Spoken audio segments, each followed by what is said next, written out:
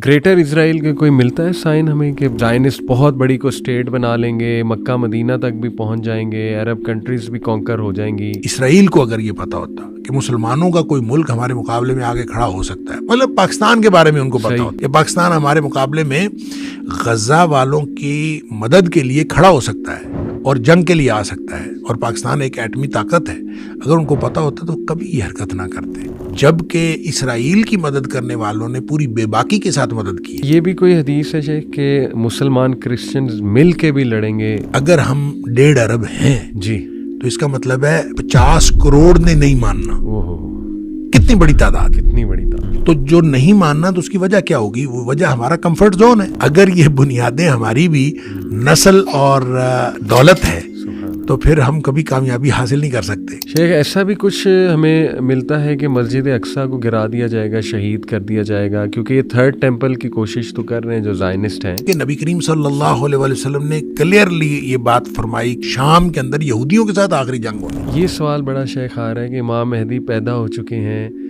या बहुत करीब है उनका टाइम, एकदम से ज़हूर हो सकता है, तो आपकी इस पे पर्सनल राय एक होती है ना हर आलिम की, आपकी इस पे क्या है पर्सनल? तो जब इमाम महदी का ज़हूर हो जाएगा तो फिर बहरहाल लड़ाइयाँ होंगी, और वो लड़ाइयाँ कितनी हैं? खुरूजुल मलहमा, मलहमा से मुराद बहुत बड़ी जंगें, जंगों का ज़हूर। बाज़ रिवायतों में इस तरह है कि एक आदमी के 100 बेटे होंगे, 99 शहीद हो जाएंगे। यानी वो जो क़यामत आनी है, और अल-क़ारिअतु मल-क़ारिअ और इज़ा ज़ुलज़िलतिल अर्ज़ु ज़िलज़ालहा, वो जो इंतहाई खौफनाक माहौल है, वो खौफनाक माहौल अहले ईमान ने नहीं देखना। बिस्मिल्लाहिर्रहमानिर्रहीम, अस्सलामु अलैकुम वरहमतुल्लाहि वबरकातुहू एवरीवन। बहुत सवालात आ रहे थे और बड़ी रिक्वेस्ट भी आ रही थी शेख के हवाले से। माशाल्लाह आप लोग देखते हैं और बहुत मुस्तफ़ीद होते हैं, लेकिन जिस टॉपिक पे सबसे ज़्यादा रिक्वेस्ट आ रही थी वो यही था कि हालात आज़रा अभी शाम में जो एक पॉलिटिकल सिचुएशन चेंज हुई, फिर गज़ा का मामला वर्सन होता जा रहा है, अल्लाह माफ़ करे, और जिस तरह से बहुत तेज़ी से हालात उम्मत मुस्लिमा के चेंज हो रहे हैं, ओवरऑल ग्लोबली वर्ल्ड पॉलिटिकली बहुत रीशेप हो रहा है, तो इसमें अहादीस को देखा जाए और इस्लामिक लिटरेचर को देखा जाए तो क्या रहनुमाई हमें मिलती है, और व्हाट शुड बी आर इंशाल्लाह action plan as a family, as an individual इंशाल्लाह ताला। सो उसके लिए मैंने दावत दी डॉक्टर हमाद लखवी साहब को। शेख जज़ाकल्लाह खैर, अस्सलाम वालेकुम वरहमतुल्लाहि वबरकातुहू। जी वालेकुम अस्सलाम वरहमतुल्लाहि। बहुत शुक्रिया शेख, आपने टाइम दिया अपने बिज़ी स्केड्यूल से, और टॉपिक जैसे कि आपने सुन लिया, बहुत इसकी रिक्वेस्ट आ रही थी। शेख, मैं एक हदीस से स्टार्ट करना चाहूँगा। बहुत ये हदीस आजकल वायरल है और लोग जानना चाहते हैं कि इसमें जो तसलसल है वो तसलसल के मुताबिक क्या क्या होगा, और ज़ाहिर है कि उसके बाद फिर क्या होगा। ये हदीस सुनन नबी दाऊद में है, सही इसको करार दिया उलमा अलबानी ने। हदीस है कि बैतुल मक़दस की आबादी मदीना की वीरानी होगी, और मदीना की वीरानी लड़ाइयों और फितनों का ज़हूर होगा। फितनों का ज़हूर कुस्तुनतुनिया की फ़तह होगी, और कुस्तुनतुनिया की फ़तह दज्जाल का ज़हूर होगा। अब इसमें शेख आपकी इजाज़त से बैतुल मक़दस की आबादी से क्या मुराद है, मदीना की वीरानी से क्या मुराद है, डिफरेंट लोग डिफरेंट इंटरप्रेट करते हैं। फिर ये जो कुस्तुनतुनिया दोबारा फ़तह होना, इसका मतलब चला जाएगा हमारे हाथ से, तो ये अनपैक करना बड़ा ज़रूरी है हदीस, तो इस पर तबसरा फरमाइएगा। बिस्मिल्लाहिर्रहमानिर्रहीम। देखें, सबसे पहले हमें ये जो इलाक़ाई सूरत हाल है ना, इसको यूँ देखना चाहिए कि अहादीस के अंदर जिस शाम का ज़िक्र है, उस शाम में मौजूदा 4 ममालिक तो डेफिनेटली शामिल है। सही। उसमें उर्दन शामिल है, उसमें फ़लस्तीन शामिल है, उसमें लबनान शामिल है, और उसमें मौजूदा सीरिया शामिल है।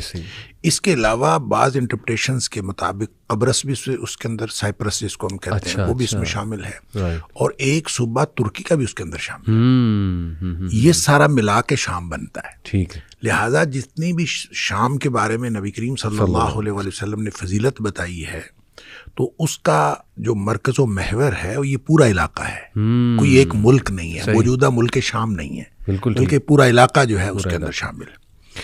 जहाँ तक कुस्तुनतुनिया की बात है, जाहिर है कि ये इस्तंबुल का दूसरा नाम है, और इस्तंबुल जो है वो मुसलमानों के कब्ज़े में है, और नबी करीम सल्लल्लाहु अलैहि वसल्लम इसमें जो ज़िक्र फरमा रहे हैं वो कुस्तुनतुनिया की फ़तह का ज़िक्र फरमा रहे हैं। تو اس کا مطلب ہے کہ قسطنطنیہ پہلے ہمارے ہاتھوں سے جائے گا، مسلمانوں کے ہاتھوں سے یہ چلا جائے گا، اور یہ پھر جا کے فتح ہوگا. اور اس کی فتح کے بارے میں بعض احادیث کے اندر آتا ہے کہ جب قسطنطنیہ فتح ہوگا تو مسلمان جو ہیں وہ اس قدر یعنی ایمان والے ہوں گے اور ان کا ایمان اس قدر مضبوط ہوگا. اصل میں یہ ساری چیزیں ریلیٹ کرتی ہیں. اس کو میں تھوڑا سا اور پیچھے لے جاؤں. بالکل. تو امام مہدی کا جو ظہور ہے صحیح، وہ فتنوں کے ظہور میں امام مہدی جو ہے وہ آئیں گے فتنوں کے دوران. اس میں بعض نشانیاں ہیں. اس میں مثلاً یہ ایک نشانی یہ ہے کہ کوئی عرب جو بادشاہ ہے اس کا انتقال ہوگا، اور اس کے بعد جھگڑا ہوگا وہاں بھی عرب میں بھی کہ کس کو جو ہے وہ بادشاہ بنایا جائے. 3 پرنسز کا آتا ہے ذکر، آپس میں جھگڑا ہوگا. اچھا، اسی طرح یہ بھی ہے کہ مسلمانوں کی قیادت کا فقدان ہوگا. اچھا، اور اس میں یہ بھی ہے کہ مسلمان جو ہیں حج کے موقع پر اکٹھے ہوں گے اور حج کے موقع پر آپس میں گفتگو کر رہے ہوں گے کہ کس طرح سے ہمیں قائد ملے. تو ان کو اس دوران، حج کے دوران جو ہے یہ محسوس ہوگا کہ جس کو ہم قیادت دینا چاہتے ہیں وہ شخص یہاں کہیں موجود ہے، اور پھر کوشش کریں گے وہ کہ وہ ان کو ڈھونڈ لیں. اور اس میں پھر تفصیل آتی ہے کہ وہ مکہ میں کوشش کریں گے ڈھونڈنے کی. تو وہ جو شخص جس کو ڈھونڈ رہے ہوں گے محمد بن عبداللہ، نبی پاک صلی اللہ علیہ وسلم نے فرمایا اس کا نام میرے نام پر ہوگا اور اس کی ولدیت میری ولدیت کے اوپر ہوگی. بالکل صحیح. اور وہ حسنی سید ہوگا، اور اس کو جو ہے یعنی حضرت حسن رضی اللہ تعالیٰ عنہ کی اولاد میں سے ہوگا. اچھا، اس کو لوگ ڈھونڈ رہے ہوں گے، وہ مدینہ چلا جائے گا، پھر لوگ مدینہ جائیں گے، پھر وہ واپس جو ہے مکہ آ جائے گا. اچھا، یہ جو امام مہدی کا پھر بالآخر ان کو جب وہ پا لیں گے تو وہ موقع ہوگا کہ وہ حجر اسود کے قریب وہ موجود ہوگا، بلکہ ملتزم کے ساتھ وہ چمٹا ہوا ہوگا جب لوگ اس کو ڈھونڈ لیں گے. اچھا، اس کو ڈھونڈ لیں گے تو وہیں پہ گفتگو شروع ہو جائے گی کہ آپ کی ہم بیعت کرنا چاہتے ہیں. اچھا، حدیث کے جو الفاظ ہیں نا اس سے یہ پتہ چلتا ہے کہ امام مہدی اپنے ظہور سے قبل وہ کوئی ایکسٹرا آرڈنری شخصیت نہیں ہوں گے. صحیح، یعنی پہلے بالکل عام آدمی ہوں گے، کسی کو نہیں پتا ہوگا کہ یہ امام مہدی ہو سکتے ہیں یا کوئی سا. کیونکہ حدیث میں الفاظ ہیں کہ جب بیعت ہوگی نا تو وہ کہیں گے کہ میں پھر جہاد پہ بیعت لوں گا. اچھا، لوگ تیار ہو جائیں گے بیعت کرنے کے لیے. اس پر نبی اکرم صلی اللہ علیہ وسلم فرمایا فَيُصْلِحُ اللَّهُ فِي لَيْلَةٍ، اللہ تعالیٰ ایک ہی رات میں ان کو صلاحیتیں عطا فرما دے گا. صحیح. یعنی وہ جو باصلاحیت بنیں گے، بالکل ٹھیک، تو وہ ایک ہی رات میں اللہ کی طرف سے ان کو صلاحیتیں عطا ہوں گی. تو اچھا، اس موقع پر نبی کریم صلی اللہ علیہ وسلم نے فرمایا مسلمان 3 حصوں میں تقسیم ہو جائیں. اچھا، اس میں ایک حصہ مسلمانوں کا وہ ہوگا جنہوں نے امام مہدی کو ماننا ہی نہیں، اور ان کے بارے میں نبی پاک صلی اللہ علیہ وسلم فرمایا ان کا ایمان کے ساتھ کوئی تعلق ہی نہیں ہے. دوسرا حصہ یعنی 3 میں سے دوسرا حصہ وہ ہوگا جو لڑائیوں میں شہید ہو جائیں گے. ٹھیک. نبی پاک صلی اللہ علیہ وسلم فرمایا روئے زمین کے بہترین شہداء ہوں گے. اللہ. اس کے بارے میں بعض روایتوں میں یہ بھی آتا ہے کہ اتنی زیادہ جو ہے وہ قتل عام ہوگا اور اتنی زیادہ شہادتیں ہوں گی کہ بعض روایتوں میں اس طرح ہے کہ ایک آدمی کے 100 بیٹے ہوں گے، 99 شہید ہو جائیں گے اور ایک بچے گا. یعنی اس کا مطلب اتنے بڑے پیمانے پر جو ہے وہ شہادتیں ہوں گی. اور ان کے بارے میں نبی پاک صلی اللہ علیہ وسلم فرمایا کہ یہ روئے زمین کے بہترین شہداء ہوں گے. ایک حصہ جو بچے گا ان کے بارے میں نبی کریم صلی اللہ علیہ وسلم نے فرمایا اس کے بعد ان کو کوئی چیز، کوئی فتنہ ان کے ایمان کو خراب نہیں کر سکے گا، وہ بہترین مومن ہوں گے. اچھا، جو قسطنطنیہ کی فتح ہے اس کے بارے میں حدیث میں آتا ہے کہ وہ صرف لا الہ الا اللہ یا اللہ اکبر کی قوت سے اس کی دیوار گر جائے گی. یعنی ان کو لڑائی نہیں لڑنی پڑے گی. اچھا، یعنی وہ اس طرح کے مومن ہوں گے بالکل ٹھیک کہ جب وہ وہاں پہنچیں گے تو وہ اپنی لا الہ الا اللہ کہتے ہوئے یا اللہ اکبر کہتے ہوئے جب وہ قریب پہنچیں گے تو دیوار گر جائے گی اور وہ فتح ہو جائے گا بغیر کسی لڑائی کے. وہاں جب وہ فتح ہوگا تو ان کو اطلاع ملے گی کہ دجال کا ظہور ہو گیا ہے. اچھا، اور پھر یہ دوڑیں گے پیچھے کو جو کہ دجال کا ظہور ہو گیا. اچھا، یہ تفصیل ہے. تو یہ حدیث جو ہے یہ بھی اسی ترتیب کی نشاندہی کرتی ہے کہ جو بیت المقدس کی آبادی ہے وہ مدینہ کی بربادی ہوگی اور مدینہ کی بربادی جو ہے وہ خروج الملحمہ، وہ جنگوں کا آغاز ہو جائے گا، اور جب جنگوں کا آغاز ہوگا تو پھر اس کے نتیجے میں فتح قسطنطنیہ ہوگی، اور فتح قسطنطنیہ ہوگی تو اس کے بعد جو ہے دجال کا ظہور ہوگا۔ تو یہ جو تفصیل ہے، یہ ترتیب ہے، لگتا ہے کہ ترتیب یہی ہوگی، اس لیے کہ جب نبی پاک صلی اللہ علیہ وآلہ وسلم نے فرما دیا تو یقیناً یہی ترتیب ہوگی۔ تو اس میں ایک بات بہرحال میں جو آپ نے کہا کہ بیت المقدس کی آبادی سے کیا مراد ہے اور بربادی سے کیا مراد ہے، دیکھیں اس کا ایک تو مطلب یہ ہے کہ ہمیں جو سمجھ آتی ہے کہ بیت المقدس جو ہے وہ اس کے اندر جتنی خرابیاں ہیں، جتنے وہاں پہ کیوس ہے، وہ ختم ہو جائے گا۔ آبادی سے مراد یہ ہے۔ اچھا۔ اور یہاں کی بربادی سے مراد ہے جتنا یہاں پہ امن ہے یہ ختم ہو جائے گا۔ اچھا ٹھیک ہے۔ خراب ہے نا، خراب، ٹھیک ہے ٹھیک ہے، خراب و یسرب، حدیث کے الفاظ ہے خراب۔ صحیح ہوگا۔ اب خرابی کسی بھی طرح کی ہو سکتی ہے، وہ ایڈمنسٹریٹو خرابی ہو سکتی ہے، مینیجریل خرابی ہو سکتی ہے، وہ نظام کی خرابی ہو سکتی ہے، وہ لوگوں کے ایمان کی خرابی ہو سکتی ہے۔ ویسے تو نبی پاک صلی اللہ علیہ وسلم فرمایا فتنوں کے دور میں ایمان جو ہے وہ حجاز کے اندر سکڑ کے آ جائے گا، جس طرح سے سانپ جو ہے سکڑ کے اپنی بل میں گھس جاتا ہے، اس طرح سے ایمان سکڑ کے حجاز میں آ جائے گا۔ حجاز یعنی مکہ مدینہ؟ مکہ اور مدینہ۔ اچھا۔ تو جب مکہ اور مدینہ میں ایمان آ جائے گا تو اس کا مطلب ہے ایمانی خرابی تو نہیں ہوگی، کسی اور طرح کی خرابی ہوگی، کوئی بد انتظامی ہو جائے گی، کوئی لڑائی ہو جائے گی، کوئی سیاسی ایشو ہو جائے گا، کوئی اس طرح کا ایشو ہوگا، اور اس ایشو کے بعد جنگیں شروع ہو جائیں گی۔ اب وہ جو جنگیں شروع ہوں گی، جو بھی قیادت کا فقدان ہوگا۔ میں جب پہلی دفعہ ایک حج پہ گیا تو وہاں مجھے پتہ چلا کہ وہاں ہر حج کے اوپر ایک کانفرنس ہوتی ہے اور پوری دنیا کے علماء آتے ہیں۔ صحیح۔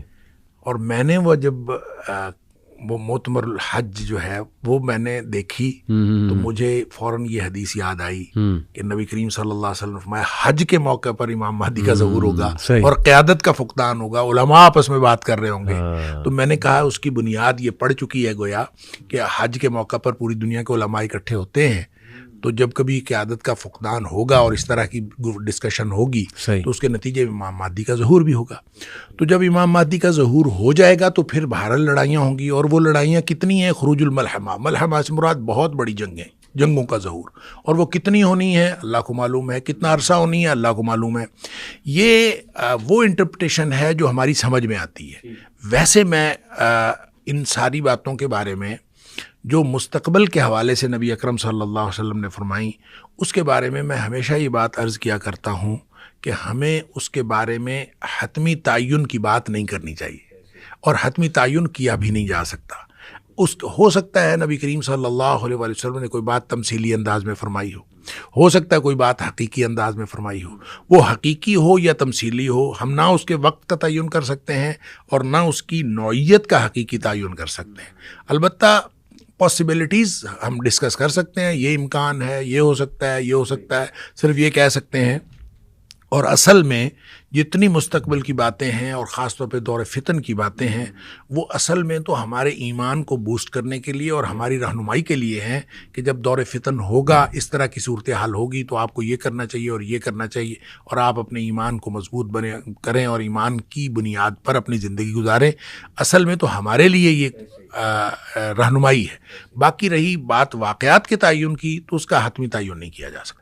اچھا شیخ، یہ قسطنطنیہ جو کہ کرنٹ استنبول ہے، یہ آپ نے بھی کہا کہ ہمارے ہاتھ سے چلا جائے گا، کس کے ہاتھ میں جائے گا؟ یہ جو حدیث میں سمجھ آتی ہے نا، یہ عیسائیوں کے ہاتھ میں جائے گا، کرسچنز اس کے اوپر جو ہے قابض ہوں گے۔ اب دیکھیں شام کا جو پورا حصہ ہے جی، اس کے بارے میں جو فلسطین ہے خاص طور پہ جی، ملک شام کے بارے میں نبی پاک صلی اللہ علیہ وسلم نے تو شام ایز اے ہول بات کی، اور اس میں ظاہر ہے جتنی مطلب بحیرہ طبریہ کی بات ہوتی ہے یا باغات کی بات ہوتی ہے تو یہ زیادہ تر فلسطین کی سرزمین کے اوپر ہے، لیکن بہرحال یہ شام کا حصہ ہے۔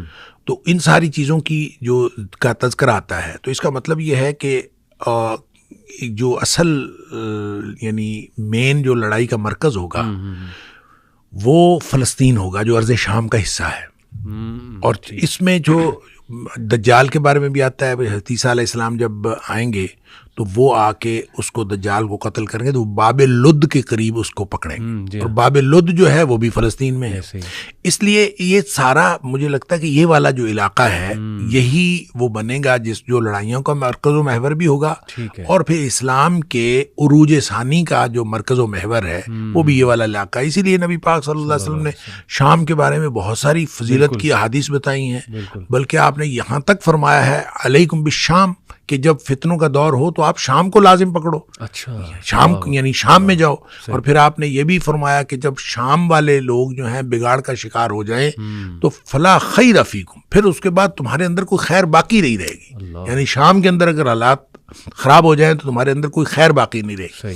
تو شام سے مراد صرف سیریا نہیں ہے، بالکل، بلکہ یہ سارا علاقہ ہے، اور یہ سارا علاقہ جب بھی کسی لڑائی میں کسی معاملے میں الجھ گیا تو اب بھی الجھا ہوا ہے، لیکن جب یہ پورا علاقہ الجھ گیا تو سمجھ لیجئے کہ نبی پاک صلی اللہ علیہ وسلم فلا خیر لکم فلا خیر فیکم، اس کے بعد تمہارے لیے کوئی خیر نہیں ہے۔ لیکن ایک بات نبی پاک صلی اللہ علیہ وسلم اسی حدیث کے اندر جو ہے نا جو امید کی بات بتائی، اب ہمارا ایک طائفہ ایسا ہوگا، ایک گروہ ایسا ہوگا جو لڑ رہا ہوگا اللہ کے لیے، اور وہ اللہ کی طرف سے مدد کیے گئے ہوں گے، منصورین، ان کی اللہ کی طرف سے مدد آ رہی ہوگی، اور وہ ہمیشہ رہے گا، اور وہ ایسے لوگ ہوں گے کہ ان کو جو لوگ ذلیل کرنا چاہیں گے وہ کبھی ذلیل نہیں کر سکیں گے، کوئی رسوا نہیں کر سکے گا، وہ گویا اللہ کی طرف سے مدد پر ہوں گے، اور اللہ کی طرف سے ان کو مدد آ رہی ہوگی۔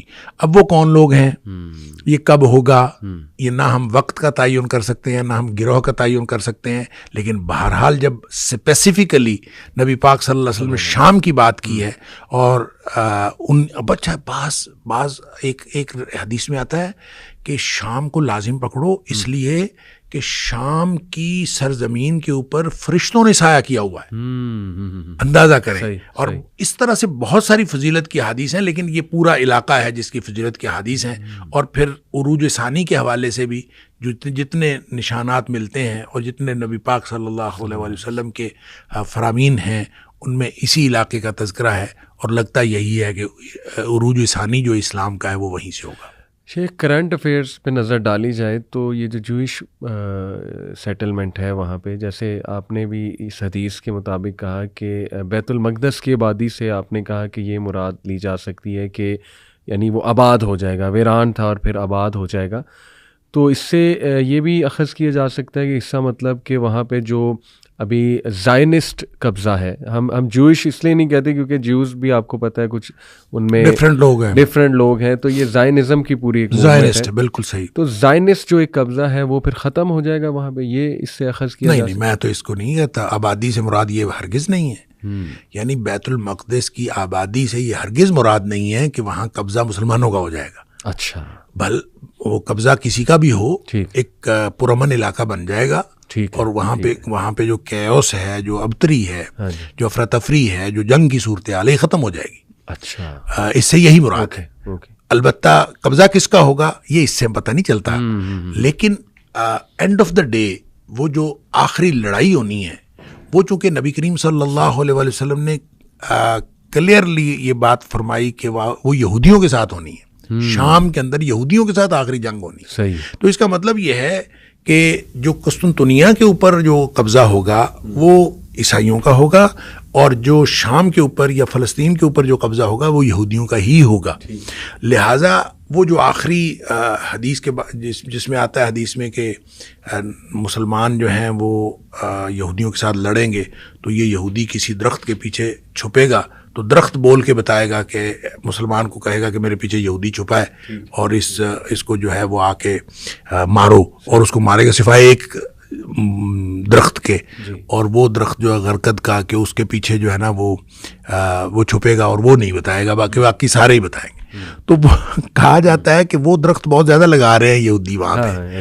اچھا، اب اندازہ کریں، اس کا مطلب یہ ہے کہ ان کو مسلمانوں کی جو ٹریڈیشن ہے علمی روایت ہے اس کے اوپر ان کو اعتبار ہے اور وہ اس کے مطابق جو ہے اپنی پوری پلاننگ کر رہے ہیں.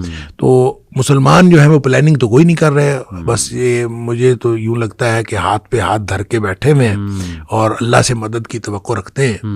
اب یہ غزہ والا جو معاملہ ہے اور جو غزہ کے اندر جو کچھ ہو رہا ہے تو مسلمانوں نے اور مسلمان ممالک نے تو اس کے اندر کچھ نہیں کیا, کوئی کسی حکمران نے کوئی رول پلے نہیں کیا. ایز اے کنٹری جو ہے کسی ملک نے کوئی رول پلے نہیں کیا کہ ان کی غزہ والوں کی مدد کی ہو. البتہ یہ جو عوامی لیول پہ جو کہا جاتا ہے کہ ہم دعائیں کر رہے ہیں یا احتجاجی ریلیاں ہیں یا ان کے ساتھ جو اظہار یکجہتی کے مختلف طریقے ہیں, جو یہودیوں کی پروڈکٹس کا بائیکاٹ ہے, یہ ساری چیزیں عوامی لیول پہ ہوئی ہیں. لیکن گورنمنٹ کی سطح پہ 57 اسلامی ملکوں میں کسی نے بھی یہ نہیں کہا کہ ہم جو ہے وہ ایسا کریں گے ایسا کریں گے, جبکہ اسرائیل کی مدد کرنے والوں نے پوری بے باکی کے ساتھ مدد کی ہے. بالکل. تو چاہیے تو یہ تھا کہ اس موقع پر مسلمان جو ہیں وہ پوری طرح کھل کے ان کی مدد کرتے. اور مجھے یوں لگتا ہے واللہ عالم مسلمانوں میں سے کوئی ملک اگر یہودیوں کو یہ پتا ہوتا, اسرائیل کو اگر یہ پتا ہوتا کہ مسلمانوں کا کوئی ملک ہمارے مقابلے میں آگے کھڑا ہو سکتا ہے, مطلب پاکستان کے بارے میں ان کو پتا ہوتا کہ پاکستان ہمارے مقابلے میں غزہ والوں کی مدد کے لیے کھڑا ہو سکتا ہے اور جنگ کے لیے آ سکتا ہے, اور پاکستان ایک ایٹمی طاقت ہے, اگر ان کو پتا ہوتا تو کبھی یہ حرکت نہ کرتے. ان کو پتا ہے کوئی ان کی مدد کو نہیں آئے گا, لہٰذا انہوں نے چن کے جو ہے وہ ان کا قتل عام کیا ہے. اور اتنا بڑا قتل عام دیکھیں کہ وہ یہ میں اس کو جنگ ہرگز نہیں کہتا, یہ جنگ نہیں ہے, یہ جینوسائیڈ ہے, قتل عام. تو اس طرح جب مسلمانوں نے وہاں مدد نہیں کی تو اس کا مطلب یہ ہے کہ مسلمان تو ہاتھ پہ ہاتھ دھر رکھ کے بیٹھے ہوئے ہیں کہ کوئی اللہ کی طرف سے مدد آئے گی, کوئی معاملات ہوں گے, ہم دعائیں کر لیتے ہیں زیادہ سے زیادہ. تو اصل معاملہ یہ ہے کہ جو جنگیں ہوں گی, جنگیں تو بھائی لڑنی پڑیں گی. جو خروج الملحمہ ہے تو جنگیں ہوں گی, تو ایک جو پوری دنیا میں جس کو ورلڈ وار 3 کہہ لیں یا جو بھی اس کا نام رکھیں, تو وہ تو جنگیں لڑنی پڑیں گی. جب آپ لڑیں گے جنگیں تو اس کے نتیجے میں فتح ہوگی. تو اس کا مطلب ہے اس سے پہلے قسطنطنیہ جو ہے وہ عیسائیوں کے قبضے میں جا چکا ہوگا. وہ آدھا گویا ایک طرف جو ہے یہودی اور ایک طرف عیسائی. اس کے بعد جو جنگیں ہوں گی ان جنگوں کے نتیجے میں جا کے جب یہ جو امام مہدی کا ظہور ہوگا, پھر ان کی جنگیں ہوں گی, پھر ان جنگوں کے نتیجے میں مسلمان جو ہیں قسطنطنیہ کو بھی فتح کر لیں گے. اور پھر اس کے بعد جو ہے وہ دمشق کے اندر جو حضرت عیسیٰ علیہ السلام کا ظہور ہے وہ بھی اسی دمشق کی جو جامع مسجد ہے اس کا ذکر آتا ہے کہ جامع مسجد میں وہ ان کا جو نزول ہوگا. پھر حضرت عیسیٰ علیہ السلام جو ہے وہ مسلمانوں کے امیر کے پیچھے نماز پڑھیں گے, اور اس کے بعد جو ہے وہ حضرت عیسیٰ علیہ السلام ان کی قیادت کریں گے, اور اس قیادت میں پھر وہ دجال کو قتل کریں گے, اور ایک دفعہ پورا جو ہر طرف مسلمانوں کا جو ہے دورہ ہو جائے گا. لیکن اس پر صرف 7 سال گزریں گے. اچھا, حدیث میں آتا ہے 7 سال. ٹھیک ہے, 7 سال کا وقفہ ہے. اب یہ 7 سال جب کہا جاتا ہے تو میں نے پہلے بھی بات کی ہے, یہ تمثیلی انداز میں ہو سکتا ہے, یہ ضروری نہیں ہے کہ حقیقی ہو, حقیقی بھی ہو سکتا ہے, کیونکہ دجال کے بارے میں آتا ہے کہ وہ زمین پر 40 رہے گا. اب یہ 40 دن ہے, ٹھیک ہے, یہ 40 سال ہے, یہ 40 کتنا ہے, ٹھیک ہے, اور 40 دن رہے گا. بعض نے کہا ہے کہ پہلا دن جو ہے وہ 1 سال کے برابر ہوگا, دوسرا دن 1 مہینے کے برابر ہوگا, تیسرا دن 1 ہفتے کے برابر ہوگا, اور باقی دن جو ہے وہ عام دنوں کے برابر ہوں گے, اور اتنا عرصہ وہ رہے گا. بہرحال یہ بھی ساری چیزیں تمثیلی انداز میں ہو سکتی ہیں کہ نبی کریم صلی اللہ علیہ وسلم فرمایا کہ دجال 40 دن رہے گا, کتنا عرصہ رہے گا واللہ اعلم. اور پھر اس کے بعد 7 سال کی بات ہے. تو ان 40 دنوں کے مقابلے میں یہ 7 سال 40 دن کے مقابلے میں تو 7 سال بہت بڑی مدت ہوتی ہے. لیکن یہ کیا کمپیریزن ہے واللہ اعلم. اور اس کے نتیجے میں 7 سال مسلمان گویا پوری طرح سے اپنا وہ جو عروج ہے وہ انجوائے کریں گے. پھر اس کے بعد نبی کریم صلی اللہ علیہ وسلم ایک ہوا چلے گی, ٹھیک ہے, وہ بھی شام میں یعنی دمشق کی طرف سے یا بیت المقدس کی طرف سے, بیت المقدس کی طرف سے ایک ہوا چلے گی, ٹھنڈی ہوا. وہ جس مسلمان تک پہنچے گی مسلمان اس سے وہ ختم ہوتا جائے گا, فوت ہوتا جائے گا. سارے مسلمان فوت ہو جائیں. ٹھیک ہے. گویا یہ حدیث اس بات کی طرف اشارہ کرتی ہے کہ جو قیامت آنی ہے فائنل, اس میں کوئی مومن نہیں ہوگا. ٹھیک, یعنی وہ جو قیامت آنی ہے اور القارعۃ ما القارعہ, اور اذا زلزلت الارض زلزالہا، وہ جو انتہائی خوفناک ماحول ہے، وہ خوفناک ماحول اہل ایمان نے نہیں دیکھنا. صحیح. وہ اہل ایمان کو اللہ تعالیٰ اس سے پہلے ہی ایک سکون کی اور یعنی سکون کی نیند کہہ لیں یا سکون کی موت جو ہے وہ اللہ تعالیٰ عطا فرما دے گا. اور یہ سب لوگ اللہ کے پاس پہنچ جائیں گے. اور اس کے بعد جو قیامت برپا ہوگی وہ گویا ان لوگوں پر برپا ہوگی جو اہل ایمان نہیں ہوں گے. شیخ یاجوج ماجوج کا بھی پھر بیچ میں آتا ہے کہ حضرت عیسیٰ دعا کریں گے تو وہ پھر ان کو موت آ جائے گی، کو بارش ہوگی. اچھا یہ ایک مطلب یہ جو ہے نا ایونٹس، یہ تو پھر قیامت کے ایونٹس شروع ہو جائیں گے. اور قیامت کے ایونٹس اس میں یاجوج ماجوج بھی ہیں، اور یاجوج ماجوج ایک طرف سے نکلیں گے. اب دیکھیں لوگ جو ہیں اس کو انٹرپریٹ کرتے ہیں کہ یہ جو یاجوج ماجوج فلاں قوم ہے، نکل آئی ہے، ظہور ہو گیا ہے. لیکن جب اس کا ذکر ہی حضرت عیسیٰ علیہ السلام کے ساتھ ہو رہا ہے تو پھر ہم کیسے کہہ سکتے ہیں کہ ابھی سے ہو گیا ہے؟ وہ جب حضرت عیسیٰ علیہ السلام آئیں گے تبھی ان کا ظہور ہوگا. بالکل ٹھیک. اچھا یہ بھی کوئی حدیث ہے شیخ کہ مسلمان کرسچنز مل کے بھی لڑیں گے، یا ایک تیسری پاور مسلمانوں کا ساتھ دے گی اور کرسچنز کے خلاف لڑائی ہوگی؟ اس طرح سے بھی ہمیں کچھ اس طرح بھی ہے. اصل میں اس میں یہ ہے کہ مسلمان اور عیسائی مل کے لڑیں گے کسی تیسری قوت کے ساتھ. ٹھیک ہے. اور اس میں پھر جو ہے کوئی کرسچن اٹھ کے کہہ دے گا کہ صلیب جیت گئی، تو کوئی مسلمان اٹھ کے صلیب کو توڑ دے گا. ٹھیک ہے. اس پر پھر ان کی آپس میں لڑائی ہو جائے گی، پھر یہ الگ الگ ہو جائیں گے. اور یہ وہ ملحمہ میں آپ ملحمہ، اب یہ دیکھیں ونس اگین میں بات یہ کروں گا، یہ بات ملحمہ کے دوران ہے یا ملحمہ سے پہلے ہے، ٹھیک ہم نہیں کہہ سکتے. اوکے. لیکن اس میں جو فتنے ہیں، فتنوں کا جب ذکر آتا ہے تو وہ پوری ایک ترتیب بھی ہے. فتنہ احلاس ہے، فتنہ دہیمہ ہے.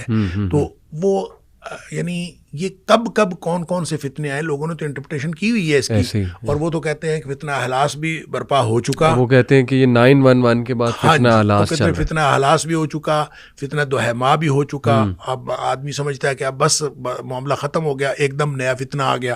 یہ تباہی کا فتنہ ہے جس کو دہیمہ کہا گیا.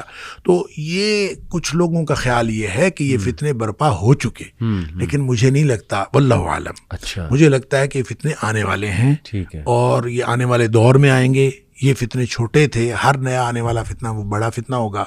اور اس کی انٹرپریٹیشن میں ونس اگین میں یہی کہوں گا کہ امکان ہو سکتا ہے جن لوگوں نے کہا کہ وہ برپا ہو چکے، ہو سکتا ہے ان کی بات بھی درست ہو، اور ہو سکتا ہے کہ انہوں نے ابھی برپا ہونا ہو. شیخ گریٹر اسرائیل کا کوئی ملتا ہے سائن ہمیں کہ بنے گا؟ زائنسٹ بہت بڑی کو اسٹیٹ بنا لیں گے، مکہ مدینہ تک بھی پہنچ جائیں گے، عرب کنٹریز بھی کانکر ہو جائیں گی. حدیث میں نہیں، دیکھیں میرے خیال میں ایسا نہیں ہے. یہ ان کا قبضہ تو ہے، لیکن کتنے علاقے پر قبضہ ہے، کہاں تک یہ پہنچ جائیں گے، یہ میرے علم میں نہیں ہے کہ ایسی کوئی گریٹر اسرائیل کی کوئی باؤنڈری لائن جو ہے وہ حدیث کے اندر طے کی گئی ہو کہ یہ یہاں تک جو ہے یہودیوں کا قبضہ ہوگا. البتہ یہ ضرور ہے کہ یہودیوں کا قبضہ ہوگا. جیسے میں نے عرض کیا کہ آخری جنگ جو ہے مسلمانوں کی، عیسائیوں کو شکست دینے کے بعد پھر مسلمانوں کی آخری جنگ جو ہے یہودیوں کے ساتھ ہونی. تو وہ کتنے علاقے پر قابض ہوں گے واللہ عالم. ٹھیک ہو گیا. تو شیخ ابھی ان حالات اور اسی لیے میں عرض کرتا ہوں، جن لوگوں نے کہا گریٹر اسرائیل کے وہ ایک دفعہ قائم ہونا ہے اور یہ لازماً قائم ہوگا، تو یہ میرا نہیں خیال کہ اس کو ہم انہی حدود کے تحت گریٹر اسرائیل کہیں کہ جو اسرائیل والے خود یہودی یا زائنسٹ جو چاہ رہے ہیں، جو انہوں نے نقشہ بنایا ہوا ہے اس کے مطابق وہ قائم ہوگا، یا کوئی اس کی اور حدود ہوں گی.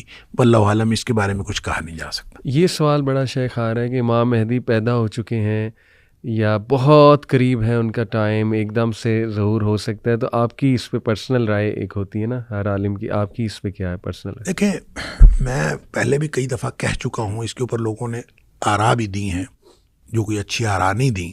مطلب میرے خیال میں تو امام مہدی کے ظہور کا ماحول بن رہا ہے. اور جب ہم کہتے ہیں ماحول بن رہا ہے تو اس کے کتنی دیر بعد امام مہدی نے ظاہر ہونا ہے یہ تو اللہ کو معلوم ہے. لیکن جب ہم ان فتنوں کے ظہور، امام مہدی کے ظہور یا اس طرح کی نشانیاں جو قرب قیامت کی ان کے ظہور کی بات کرتے ہیں، تو اس میں دو دہائیاں لگ جانا، دو دہائی لگ جانا، یہ ایک بالکل چھوٹی سی بات ہے. یعنی ہو سکتا ہے کہ ایک چیز جو ہے جس کو ہم سمجھ رہے ہیں کہ ظہور ہونے کا وقت ہو گیا ہے اور یہ اس کے بعد وہ ان کا ظہور 1 دہائی کے بعد ہو 2 دہائی کے بعد ہو، واللہ عالم کب ہونا یہ اللہ کو معلوم ہے. ہم اس کے بارے میں کوئی نہیں کہہ سکتے ایگزیکٹ ڈیٹ. بہت سارے لوگوں نے تو ڈیٹس دی ہوئی ہیں لیکن یہ ایسا کچھ نہیں ہے. ایسا نہیں ہے لیکن ہونا ہے، یہ سارا کچھ ہونا ہے. وہ واقعات جو نبی پاک صلی اللہ علیہ وسلم نے بتا دیے ان کا وقوع تو ہونا ہے، لیکن کس اور ترتیب بھی یہی ہوگی. کب ہوں گے اور کس جگہ پہ ہوں گے یہ اللہ کو معلوم ہے. البتہ جن جگہوں کی نشاندہی نبی کریم صلی اللہ علیہ وسلم نے کر دی ہے جیسے شام کی، تو وہ جگہیں جو ہیں وہ اسپیسیفک ہیں. تو ہاؤ ٹو بی شیور کہ ہم کم از کم ان کے اس رینک میں شامل ہو جائیں اگر آج کوئی عنقریب ظہور ہو جاتا ہے. As a family, as an individual کس گائیڈ لائن کو فالو کریں، اپنی فیملی کی توجہ کس طرف دلائیں اتنی تیزی سے جو حالات چینج ہو رہے ہیں، کہ ہم کوشش کریں کہ رف ٹف کا عادی بنائیں. صحیح. اس لیے کہ ہم جو نرم گرم بستروں میں سونے والے ہم جہاد پر کیسے بیعت کر سکتے ہیں؟ صحیح. اور امام مہدی کی بیعت ہوگی جہاد پر. بالکل ایسے. لہٰذا جو لوگ جہاد کے لیے ٹریننگ لینے کو بھی ایک مشقت سمجھتے ہیں تو وہ کیسے ان کی بیعت کریں گے؟ اللہ، ان کے لیے تو پرابلم ہوگا. لہٰذا اس کو دیکھیں، یہودی اپنے بچوں کو ٹریننگ دیتے ہیں، ساری دنیا کے لوگ اپنے بچوں کو جنگی ٹریننگ دیتے ہیں. ہمیں بھی ایز مسلم نیشن کے طور پر، مسلم ملت کے طور پر ہمیں اپنے بچوں کو جہادی ٹریننگ دینی چاہیے. صحیح. اور امت مسلمہ کے حکمرانوں کو اس بات کا اہتمام کرنا چاہیے. اور میں تو کئی دفعہ پہلے بھی کہہ چکا ہوں کہ پاکستان کے تمام عوام کے اوپر، مثلا ہم پاکستان کی بات کرتے ہیں، تمام عوام کے اوپر جنگی ٹریننگ لازمی ہونی چاہیے. بالکل صحیح. اور یہ بالکل ہر بچے کو، جیسے دیکھیں پہلے NCC ہوتی تھی اسکولوں کالجز کے اندر، میرے دور کی بات ہے یار. ہاں جی، NCC ہوتی تھی، کچھ نہ کچھ ٹریننگ ہوتی تھی. پھر جام باز فورس ہوتی تھی، اس میں کمیونٹی کے لوگ ہوتے تھے، کچھ نہ کچھ ٹریننگ کا سلسلہ. تو میں یہ سمجھتا ہوں کہ ایک خاص عمر کی حد پہ جا کے فوجی ٹریننگ دینی چاہیے اور قومی لیول پہ اس کو لازمی قرار دیا جانا چاہیے اور سب لوگوں کو ٹریننگ دی جانی چاہیے. اور جب وہ ٹریننگ موجود ہوگی، رف ٹف کے عادی بنیں گے. دیکھیں کیا حالات بننے ہیں اللہ کو معلوم ہے، لیکن یہ جو کمفرٹ زون ہے نا، اس سے بہرحال باہر نکلنا ہے. اس کمفرٹ زون میں رہ کر امام مہدی کی بیعت نہیں کی جا سکتی، یہ پکی بات ہے. اس سے باہر نکلنا ہے، اور اس سے باہر نکلنے کے لیے آپ کو اپنی ٹریننگ دینی پڑے گی، اپنے بچوں کو اس بات کا عادی بنانا پڑے گا، رف ٹف کا عادی. دیکھیں نا، مثلا دجال کے ظہور کے حوالے سے نبی کریم صلی اللہ علیہ وسلم نے ایک بات فرمائی کہ سارے رزق کے وسائل اس کے پاس ہوں گے. بالکل سارا کچھ اس کے پاس ہوگا. وہ جس کو چاہے گا وہ دے گا، جس کو نہیں چاہے گا نہیں دے گا. اب کتنی بڑی آزمائش. صحیح بات. صحابہ کہتے ہیں اللہ کے رسول صلی اللہ علیہ وسلم ہم پھر کھائیں گے کیا؟ یعنی سارے وسائل اس کے پاس، تو ہم کیا کریں گے؟ صحیح. آپ نے فرمایا تمہیں لا الہ الا اللہ پڑھنا، اللہ اکبر پڑھنا، لا حول ولا قوت الا باللہ پڑھنا، یہی کافی ہوگا. اللہ. آپ یہ بتائیں کہ ہمارا پیٹ بھرتا ہے اللہ کا ذکر کرنے سے، لا الہ الا اللہ کہنے سے، اللہ اکبر کہنے سے ہمارا پیٹ بھرتا ہے؟ نہیں بھرتا. نہ ہمارے بچوں کا پیٹ بھرتا ہے. اس کا مطلب یہ ہے کہ اپنے آپ کو اور اپنے بچوں کو اللہ کے ذکر کا عادی بنائیں، اور اس طرح عادی بنائیں کہ ان کی توجہ جو ہے یہ فاسٹ فوڈ اور کھانا پینا اور یہ ساری چیزوں سے ہٹ کے اللہ کے ذکر پر ہو. اور اللہ کے ذکر کی وجہ سے ان کا یہ جو بھوک کی طرف توجہ ہے یہ ختم ہو جائے. صحیح. آپ اللہ کے ذکر میں اس قدر انوالو ہوں کہ آپ کا بھوک کا احساس ختم ہو جائے. بالکل ٹھیک. تو یہ ہے کافی ہونے کا مطلب. تو اس کا عادی اگر ہم نے بنایا ہوا ہے اپنے بچوں کو، یہ خود عادی بنے ہوئے ہیں، تو پھر یہ اس وقت سفائز کرے گا، ورنہ تو نہیں. Rough and tough lifestyle بنانا ہے، کمفرٹ زون سے نکلنا ہے، اپنے بچوں کو اس بات کا عادی بنانا ہے. اور میں تو قومی لیول پہ میں سمجھتا ہوں کہ قومی لیول پہ ہمیں جہاد کی ٹریننگ کرنی چاہیے. اور یہ فوجی ٹریننگ یہ حکومت کو چاہیے، یہ ہمارا کسی گروپ کا کام نہیں ہے.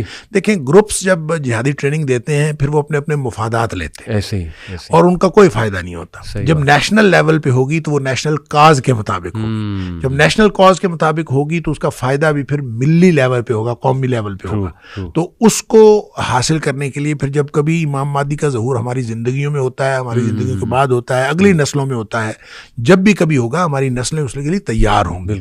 اور جب تک ہم نے اپنی نسلوں کو اس کے لیے تیار نہ کیا، میں یہ سمجھتا ہوں بہت بڑے فرض سے غفلت برتیں گے جب ہم نے تیار نہ کیا. شیخ یہ کیس اسٹڈی بڑی زبردست سورہ البقرہ میں ہی ہمیں ملتی ہے. میں اکثر اس پہ غور بھی کرتا ہوں کہ دیکھیں حضرت موسیٰ علیہ السلام اپنی قوم کو لے کے 40 سال نہیں انٹر ہو سکے بیت المقدس میں. کیا یہ ہے وجہ کہ دے ور ناٹ ریڈی؟ جو قوم تھی اس نے جہاد سے بھی انکار کر دیا تھا اور شرک میں بھی پڑ گئے تھے. تو اس کیس اسٹڈی سے ہم یہ بھی سمجھ سکتے ہیں کہ ہماری بھی قوم ابھی اس لیول کی تو ریڈی نہیں. جیسے آپ نے کہا امام مہدی کی فوج میں تو بھول جاؤ، یعنی جب وہ جہاد کے اوپر بیعت کریں گے تو ہماری تو یہ ٹریننگ ہی نہیں ہے، اور شاید اسی لیے ہم پہ یہ وبال بھی آیا ہوا. آپ اندازہ کریں کہ جب 1/3 لوگ جنہوں نے امام مہدی کو ماننا ہی نہیں مسلمانوں میں سے، کتنی بڑی تعداد ہے. اللہ اکبر. اگر ہم 1.5 ارب ہیں جی تو اس کا مطلب ہے 50 کروڑ نے نہیں ماننا. کتنی بڑی تعداد، کتنی بڑی تعداد انہوں نے نہیں ماننا. تو جو نہیں ماننا تو اس کی وجہ کیا ہوگی؟ وہ وجہ ہمارا کمفرٹ زون ہے کہ ہم اس سے نہیں نکلنا چاہتے. صحیح. ہم جا کے اپنے آپ کو اس رف ٹف لائف میں نہیں بھیجنا چاہتے اپنے بچوں کو اور خود. جب ہم کوئی ٹریننگ نہیں ہے، کوئی موٹیویشن نہیں ہے، کوئی موٹیویشن کبھی ہوئی نہیں ہے، کبھی کسی نے بتایا ہی نہیں ہے، کبھی کوئی نیشنل لیول پہ کبھی کسی نے اس بات کی تیاری نہیں کی، تو یہ 50 کروڑ تو ایک طرف ہو گئے. باقی کے جو 1 ارب بچے ان میں سے 50 کروڑ جو ہیں ان جنگوں میں شہید ہوں گے، جو لڑتے ہوئے شہید ہوں گے. 50 کروڑ کتنی بڑی تعداد ہے. اور اس کے بارے میں بھی بہت بعض احادیث ایسی ہیں، کوئی صحیح کوئی غیر صحیح، لیکن ان میں بڑی عجیب و غریب تفصیلات ہیں. یہاں تک کہ مثلاً ایک کوا اڑے گا اور اڑتے اڑتے اس کو جگہ نہیں ملے گی کہیں بیٹھنے کی، اتنی لاشیں ہوں گی کہ اس کو جگہ نہیں ملے گی اور وہ جاتے جاتے وہ گر پڑے گا اور بالآخر گر کے مر جائے گا، اس کو جگہ نہیں ملے گی بیٹھنے کی، اتنی لاشیں ہوں گی. تو 50 کروڑ اگر مسلمانوں کے شہید ہوں گے تو پھر مقابلے میں جو دوسرے لوگ ہیں ان کے بھی تو لوگ مریں گے نا. تو پھر یہ کتنے بڑے پیمانے پر یہ جو خروج الملحمہ ہے، اس لڑائیوں میں کتنے لوگ کام آئیں گے اور کتنے مسلمان شہید ہوں گے، اللہ کو معلوم ہے. اس کے بعد جو باقی بچیں گے ان کا ایمان ایسا ہوگا کہ جس کو کبھی کوئی فتنہ جو ہے نقصان نہیں پہنچا سکے گا. کمال کمال. یہ جو طالوت کا بھی شیخ واقعہ ہے، اس میں اللہ نے تعریف کی طالوت کی، تو یہ 2 چیزیں بڑی اہم ہیں، العلم اور الجسم. اللہ تعالیٰ نے باقاعدہ اس کی یہ تعریف کی. تو میرے خیال آج بھی نوجوانوں کی توجہ، جیسے آپ نے الجسم کے بارے میں تو کمفرٹ زون سے نکلو، ٹریننگ کرو، اپنی بلڈ کرو اپنی فزیک کو اینڈ ایوری تھنگ. علم کا بھی بہت گہرا اصل میں قیادت کے لیے عام طور پہ لوگوں کا خیال یہ ہوتا ہے، اور یہی خیال بنی اسرائیل کا تھا. اس جو آپ طالوت کی بات کر رہے ہیں کہ ان کا خیال تھا 2 چیزیں عام طور پہ بنیاد سمجھی جاتی ہیں قیادت کرنے کے لیے یا ملک کی باغ ڈور ہاتھ میں لینے کے لیے یا امارت کے لیے. صحیح. وہ ایک دولت ہے اور ایک نسل ہے. آپ خاص نسل سے ہوں، خاص خاندان سے ہوں، اور آپ دولت مند ہوں. یہ 2 چیزیں ہوں تو پھر سمجھا جاتا ہے کہ آپ وہ بیسک کوالیفیکیشن پوری کرتے ہیں کہ جب آپ کو جو ہے وہ مل جائے. تو یہی بیسک کوالیفیکیشن سمجھی تھی بنی اسرائیل نے، اور انہوں نے اسی لیے اعتراض کیا تھا. انہوں نے کہا تھا کہ ان کو مال کے اندر بھی ان کو کوئی ہم سے جو ہے وہ فوقیت نہیں دی گئی، اور نسلی طور پر بھی اس نسل میں سے نہیں تھے جس کو یہودی جو ہیں وہ اپنے میں سے برتر نسل سمجھتے تھے، اس میں سے نہیں تھے. لہٰذا قبیلے کے اعتبار سے بھی اس میں سے نہیں، دولت بھی ان کے پاس نہیں، تو کس لیے ان کو جو ہے وہ ہمارے اوپر فوقیت دی گئی. اس کا جواب دیا گیا کہ تم جن 2 چیزوں کو بنیاد بنا رہے ہو وہ بنیاد ہی غلط ہے. بنیاد ہے جسم اور یعنی جسمانی قوت اور علم. جس کے پاس بسطتاً فی العلم والجسم، جس کے پاس علم ہے اور جس کے پاس جسمانی قوت ہے، یہ دو بنیادیں ہیں، اور اس بنیاد پر طالوت کو جو ہے وہ امیر بنایا گیا ہے اور بادشاہ بنایا گیا ہے۔ تو اس کا مطلب یہ ہوا کہ اگر مسلمانوں نے کوئی کامیابیاں حاصل کرنی ہے تو ان کو بھی اپنی قیادت کی بنیادیں چینج کرنی پڑیں گی۔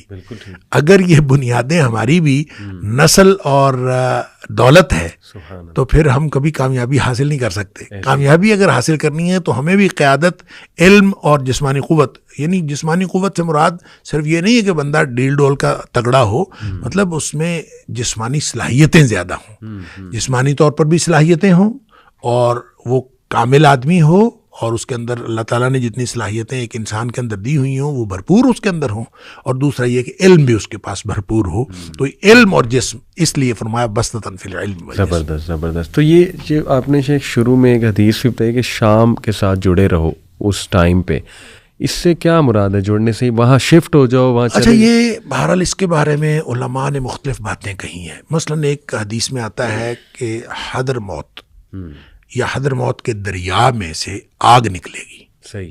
اب یہ کہاں سے آگ نکلے گی واللہ عالم۔ وہ ایک علاقہ ہے عرب کا حضر موت، وہاں سے آگ نکلے گی، وہ لوگوں کو دھکیل دے گی شام کی طرف۔ اچھا، شام کی طرف دھکیل دے گی۔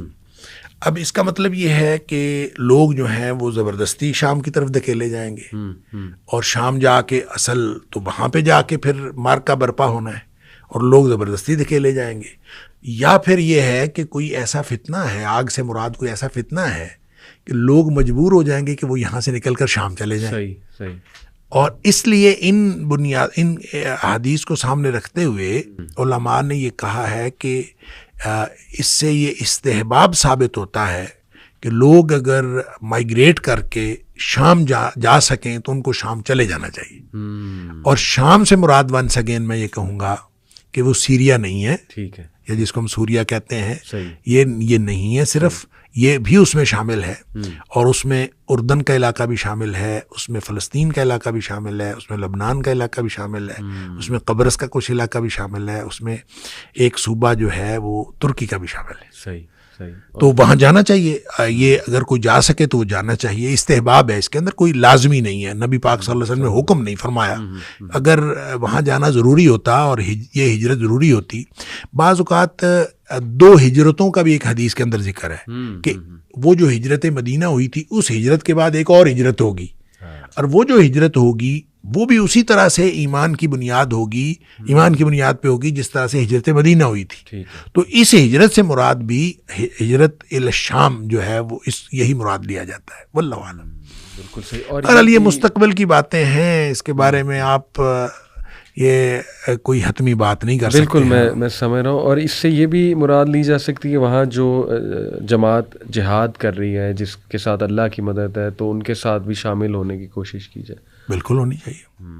دیکھیں، وہ جو جب تک امام مہدی نہیں آتے، کنفیوژن اس وقت تک ہے۔ بالکل ٹھیک۔ جب امام مہدی کا ظہور ہو جاتا ہے تو پھر اس کے بعد کنفیوژن ختم ہو جائے گا، پھر تو سب کو امام مہدی کی بیعت کرنی پڑے گی۔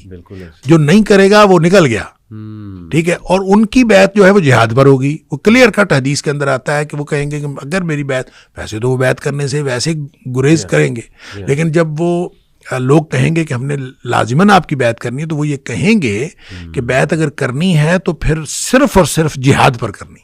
تو جہاد پر جب بیعت ہوگی تو پھر میرے اور آپ میں سے کون کون جہاد پر بیعت کر سکتا ہے؟ ہم تو یہاں پوڈ کاسٹ ہی کر سکتے ہیں بیٹھ کے۔ تو جب ہمارے اندر کوئی قوت ہوگی، کوئی موٹیویشن ہوگی، کوئی ہم نے ٹریننگ لی ہوگی، یا ہمارے اندر کوئی ان کے ساتھ مل کے دیکھیں، آج آپ غزہ کے حالات دیکھیں نا، آپ دیکھیں شام کے اندر کیا کچھ ہو رہا ہے، اور جو کس طرح سے ان لوگوں نے جو ہے اپنی زندگیاں اس کے اندر لگائی ہیں۔ تو ہم اگر اس طرح سے زندگیاں لگانے کے لیے تیار ہوں گے تو امام مہدی کی بیعت کریں گے۔ بالکل صحیح۔ اور کیونکہ اس کے بعد تو پھر ملحمہ ہے، خروج الملحمہ۔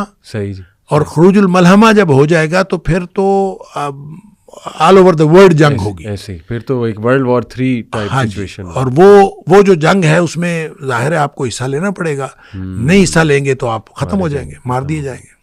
شیخ ایسا بھی کچھ ہمیں ملتا ہے کہ مسجد اقصیٰ کو گرا دیا جائے گا, شہید کر دیا جائے گا, کیونکہ یہ تھرڈ ٹیمپل کی کوشش تو کر رہے ہیں جو زائنسٹ ہیں, تو حدیث میں بھی کچھ ایسا ہمیں ملتا ہے؟ اچھا یہ نا ایسی کوئی روایات ہیں, لیکن صحیح بات یہ ہے کہ میرے صحیح علم میں نہیں ہے ایسی کوئی بات, میرے علم میں نہیں, میں یہ نہیں کہوں گا کہ ایسا کچھ نہیں ہے, میرے علم میں نہیں ہے. ٹھیک ہے, تو لیکن لیٹ سے اگر شہید ہو بھی جاتی ہے تو اس حدیث کی روشنی سے تو یہی پتہ لگ رہا ہے کہ انشاءاللہ امام مہدی وہیں پہ موجود ہوں گے اور مسلمان دوبارہ سے اس کو ریکانکر کر چکے ہوں گے. خوشخبری تو ہے ہمارے لیے. دیکھیں دجال جو یاجوج ماجوج ہے, یاجوج ماجوج کی وجہ سے یہ جو مسلمان جو جا کے ہوں گے کسی ایک جگہ پہ, جو یہ جو دجال کی وجہ سے اور پھر یاجوج ماجوج کی وجہ سے مسلمانوں نے ایک جگہ پہ کنفائن ہو جانا ہے. صحیح, ٹھیک ہے, پھر مسلمانوں نے نکلنا ہے, پھر وہ عروج ثانی ہوگا. صحیح بات. یعنی لڑتے لڑتے لڑتے لڑتے ایک دفعہ ان کا بالکل محدود ہونا ہے, اور پھر اس کے بعد ان کو اللہ تعالیٰ نے کامیابی دینی ہے. تو یہ ایک لڑائیوں کا سلسلہ ہے بہرحال, اور اس کا آغاز میں سمجھتا ہوں وہ جو شام سے ہو چکا ہے. یعنی یہ جو اب ہم کہہ رہے ہیں کہ یہ جو اس وقت صورتحال ہے شام کی, تو اس کو بہرحال خوشی تو منائی جا رہی ہے جی کہ اس میں مجاہدین کو اللہ تعالیٰ نے کامیابی دی, اور مجاہدین وہ کہے جا رہے ہیں جو اینٹی اسٹیٹ تھے. صحیح صحیح. ٹھیک ہے, جو ان کے باغی تھے. اب ظاہر ہے کہ ان لوگوں نے ایک بڑی جد و جہد کی ہے 2011 سے لے کر اب 13 سال ہو گئے, اور 13 سال کی جد و جہد کے بعد ایک دم کیا ہوا کہ جو ریاستی فوج ہے اس نے کوئی مزاحمت ہی نہیں کی, جب کہ انٹرنیشنل لیول پہ ہم نے دیکھا کہ پچھلے 11 سالوں میں رشیا نے بشار کی مدد کی ہے. جی, اور رشیا نے بشار کی مدد کی, اور رشیا کے اڈے موجود ہیں وہاں پہ. صحیح, ایسے ہی. اور ایک دم کیا ہوا کہ رشیا جو ہے وہ بالکل انہوں نے بھی مدد نہیں کی, اور ریاستی فوج نے بھی کوئی مزاحمت نہیں کی, اور ایک دم اتنے وہ کمزور ہو گئے. ایسے ہی وہ کہتے ہیں جو لڑتے لڑتے کمزور ہو گئے, تو لڑتے لڑتے وہ کمزور ہو گئے تو مجاہدین نہیں کمزور ہوئے. تو بہرحال یہ ایک اس کے اندر سوچنے کی بات ہے. اور پھر جو وہ دوڑا ہے بشار, تو وہ گیا ہے رشیا, اور جو اس میں رشیا نے بیان دیا ہے انہوں نے کہا جی ہماری آپس میں انڈرسٹینڈنگ ہوئی ہے. اچھا. اور انڈرسٹینڈنگ کے ساتھ ہم نے ان کو, رشیا نے جو بیان دیا ہے انہوں نے کہا کہ بشار حکومت ان کے سپرد کر کے آیا ہے, فرار نہیں ہوا, باقاعدہ انڈرسٹینڈنگ کے تحت اس نے ان کو دی ہے, اور یہ وہاں سے نکلا. اب دیکھیں کتنی باتیں, کتنے ifs and buts ہیں اس کے اندر, اور کتنے questions ہیں. اور ایسا نہیں ہے کہ ہم کہیں کہ یہ بس ہو گیا ہے, اب اس کے بعد کیا ہونے والا ہے واللہ عالم. یہ آگے کیا ہوگا کچھ نہیں سمجھ آتی کہ کیا ہوگا.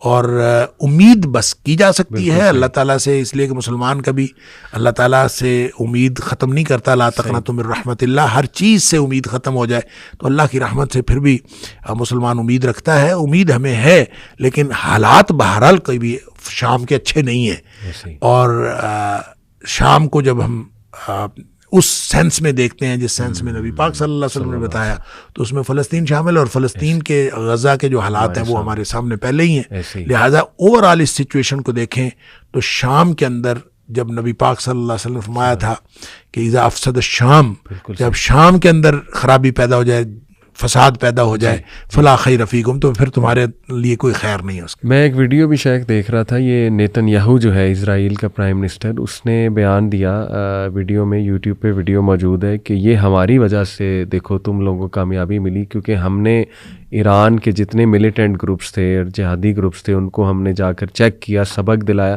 تو اس سے ریبلز کو موقع ملا. وہ کریڈٹ اپنی طرف شفٹ کر رہا تھا. دیکھیں کریڈٹ شفٹ کر کے پھر انہوں نے 85 مقامات پر حملہ کر دیا. ایسے ہی اور جتنا بفر زون تھا اس کے اوپر قبضہ کر لیا. بالکل. یعنی اور گولان کی پہاڑیوں کے اوپر بھی قبضہ. یعنی یہ عجیب و غریب بات ہے کہ وہ ادھر سے انہوں نے فتح حاصل کی ہے, یا انہوں نے دمشق پر قبضہ ان کا مکمل ہوا ہے, تو آپ جو ہے اس کے اوپر جو ہے نا حملہ کرنا شروع کر دیا ہے. اور مزے کی بات ہے اس میں رشیا ریزسٹ بھی نہیں کر رہا. رشیا کے حالانکہ وہاں پہ بیسز موجود ہیں, اور رشیا ریزسٹ نہیں کر رہا. اور یہ سمجھ نہیں آ رہی کیا, ایک بہت بڑی کنفیوزڈ سچویشن ہے. اور اس سچویشن میں بہرحال میں نے پہلے جیسے کہا امید تو رکھنی چاہیے, لیکن مسلمانوں کو آنکھیں کھولنی چاہیے, اور آنکھیں کھول کے رکھنی چاہیے. ہو کیا رہا ہے شیخ آخری بات، اس فتنے کے دور میں، کنفیوژن کے دور میں کچھ دعائیں اگر آپ بتا دیں جو ہم ریگولر کریں انشاءاللہ تعالی، اللہ ہماری رہنمائی. ایک تو ذکر آپ نے کہا، وہ کثرت سے ہم ذکر کی طرف آ جائیں اور ٹف لائف کی طرف آ جائیں، کمفرٹ زون سے نکلیں، انشاءاللہ علم حاصل کریں.